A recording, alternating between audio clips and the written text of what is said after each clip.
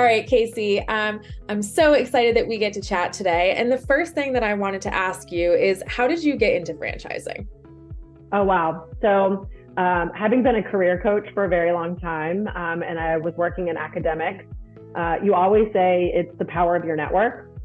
And so it was someone within my network, former college grad, that we had worked together, brought me into franchising for a potential job. Thankfully, the leadership there at that organization took a chance with me. And so I landed on the franchisor side. So I spent close to 2 years working for a franchisor on the leadership team and learned a lot during that time, even became a franchise owner. So I tell people when I'm giving them my journey that I tripped and fell, had no intentions, it just happened, but it's been one of the best trip and falls that I've ever made. That's awesome. I love that trip and fall. So how would you say that your past experience helps you now as a franchise coach? Yeah.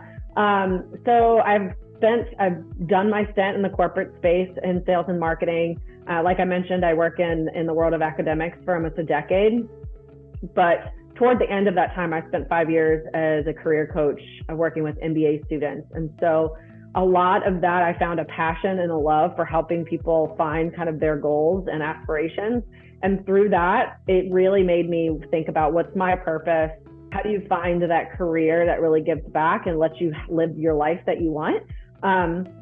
So transitioned that into an experience within franchising, and being a franchise owner. I decided to marry all of those skills together, that corporate experience, that career coaching, so that I can really help people on that journey to find a business of their dreams so that they can live the life they want. That's amazing, Casey. I love that. So what would you say that your favorite part of working with clients is? Ooh, wow. I really think it's that aha moment where they are really, you're navigating a journey that you probably haven't done before. You have no idea what's out there because there's so many opportunities within franchising. And so part of that role and getting to know them and find franchises that fit them is huge. So when they get excited after that first call or two about the opportunity, and they're allowed to align with their why, like that is what I love about this job. You see their excitement, you hear their excitement, and really you're just helping make sure that stays throughout the course. And that's when you know they're making a really good decision and you're supporting that for them. Absolutely. That sounds very gratifying. Very much so. So for somebody who is considering owning a franchise, why would you suggest that they work with FranCoach? Oh, yes. Well, one, we're awesome. So, but really, I kind of found FranCoach again through my network, and it really does feel like a family. Like we are all experienced within franchising, but then our founder and leader really has a beautifully designed process where we can really help people take step by step, hold their hands so that they feel confident throughout the entire journey. And so being a part of that one family where we all are kind of experts in our own right, but we can all work together to make sure that we're helping our clients really find the fit. And I'll probably say that a couple times today, but I think that's part of FranCoach, like Absolutely. experts, and we really are here to hold your hand and help you along the way. Absolutely. Now, as you're at FranCoach and you're working with a bunch of clients and helping people find their why, find the perfect business for them, what advice do you have for soon-to-be franchise owners like your clients? Oh, yeah. So I think there's a couple things. Someone said this to me one time, and it really is kind of a foundation. A lot of folks say, hey, show me a franchise that has the most profit. Mm-hmm. Yeah, well, you'll hear me say fit finds money. And that's part of it, right? The business has to fit you and who you are. Who you want to work with, who do you want to have on your team, what's that day in the life? I say it's the get out of bed test. So if you find the right fit and that's done well, you'll find money. And so I think that's a real big piece that I tell folks, that you're going to be successful if you have the drive and you have the right fit. But also for those new owners, business isn't easy. And so to always go back to your why. Why did you want to get into business for yourself? Why was franchising there? And a lot of folks say, they don't want to work in the corporate space anymore. They want to be tied to their own goals. They want to be in charge of their own outcomes. And so really just always go back to that why when you start getting in there and it starts getting grindy and meaty. And, it's kind of crazy, but you'll be successful if you keep going back to that purpose. Absolutely. That's excellent advice, Casey. And I hope that every single person who watches this takes that advice. Hope so too.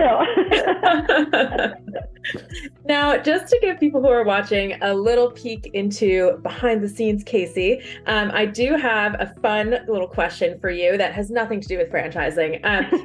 Casey, I want to ask you about your brush with fame. Who is the most famous person you have ever met? And of course, we're going to need to hear the story behind it.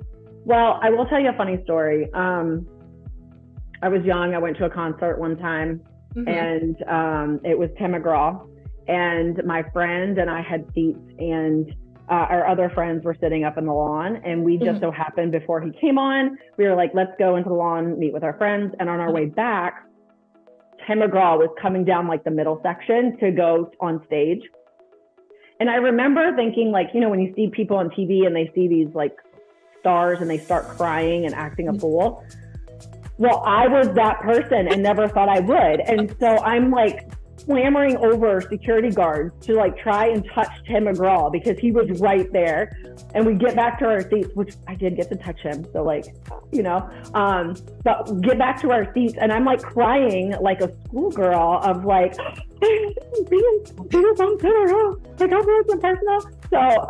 anyway, I didn't get to have a conversation with him, but yes, I was that psycho fan that thought that, he didn't exist in real life, but I got to touch him and he does exist in real life. And so yeah, I think that's probably the funniest thing I can come up with right now in the moment. That's amazing. So how long did it take for you to wash that hand again that you touched Tim McGraw with? I don't know. I think I moved past it, but at the same time, still to this day, I was like, wow, I really acted a fool. But you just never know. The emotions hit you in the moment, and you're just like, oh, there they are. That's incredible. Well, I'm lucky to know someone who has touched Tim McGraw.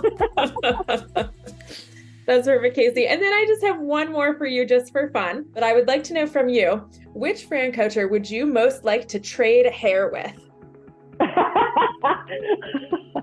Okay, so it definitely will not be Tim. I'm trying to keep as much hair as I have here. I'm going to have to go with Katie. Like, I actually just she's got I love her curls. Katie has great hair. So if you just watched this video, you should go over and watch Katie's video so that you can see what we're talking about. I love it. Awesome. Thank you so much, Casey. I really appreciate it.